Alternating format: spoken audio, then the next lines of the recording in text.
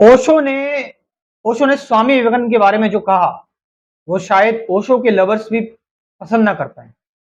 लेकिन ओशो की ये तो भाई आदत थी कि वो जो भी बोलते थे, जिसके अंदर जो भी कमी दिखाई देती थी, ओशो पूरे खुले दिल से उसकी बुराई भी करते थे और तारीफ भी करते थे।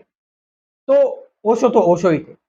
ओशो ने कहा कि स्वामी विवेकानंद जो थे ना, उनकी जो ज्यादातर जो रहे वो इंटेलेक्चुअली रहे। वो कभी अपने हार्ट में नहीं जा पाए। भले ही उनको रामकृष्ण परमहंस जैसा गुरु मिला, लेकिन रामकृष्ण परमहंस पर वो सरेंडर नहीं कर पाए। वो रामकृष्ण परमहंस को प्यार तो करते थे, बट इंटेलेक्चुअल तरीके से, वो चीजों को इंटेलेक्चुअल तरीके से देखते थे।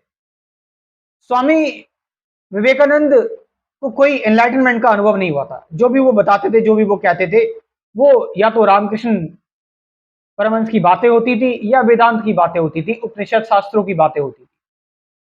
स्वामी विवेकानंद को कोई समाधि का अनुभव नहीं हुआ था, क्योंकि वो कभी भी उनका जो इंटेलेक्चुअल ओरा था, वो उसको नहीं भेद पाए, वो उसको खत्म नहीं कर पाए, वो उसमें ही रह गए।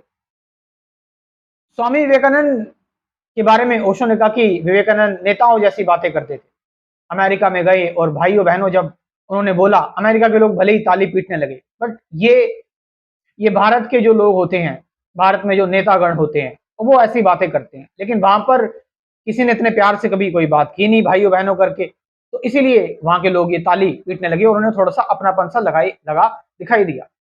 विवेकानंद की अप्रोच हमेशा नेशनलिज्म को लेकर थी, हिंदू धर्म को लेकर थी। लेकिन ओशो ने कहा कि एक सत्य का प्रेमी जो सबको सत्य की बात बता रहा है, वो इन सारी चीजों से ऊपर होता है।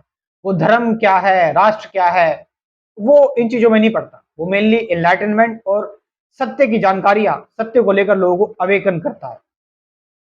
तो ओशो ने जिस तरह से विवेकानंद के बारे में जो बातें कही, आपका इसके बारे में क्या कहना है? आप कमेंट करके बता सकते हैं, अपनी राय शेयर कर सकते हैं।